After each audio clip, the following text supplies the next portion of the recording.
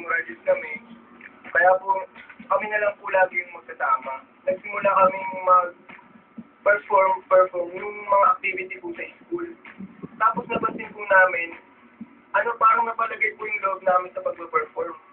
Hindi po nga namin nakalain na ganito po kalaki at saka ganito po kalayo yung mararating ng act namin. Kasi po, nung umpisa, ang balak po talaga namin, ma-expose lang po para makilala, para po makahanap ng maganda at madaling trabaho.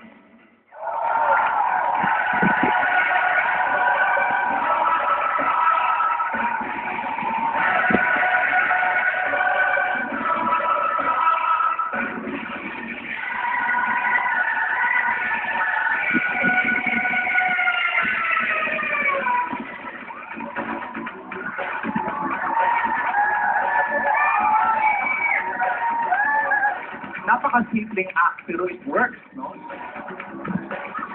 Simple naman talaga yung app namin, pero ang nagbibigay talaga ng kulay doon yung mga mukha. Kaya ito yung inaalis namin.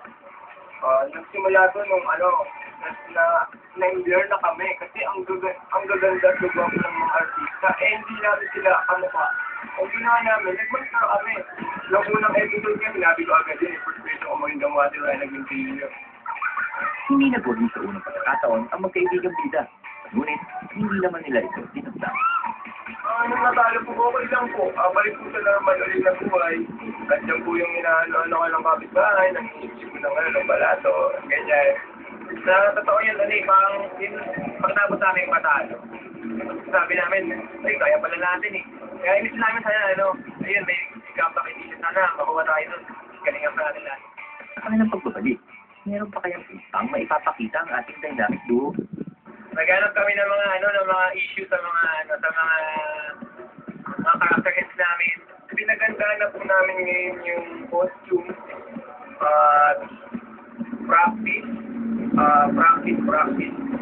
Because they say that practice makes perfect, but nobody's perfect. Hindi ko rin alam.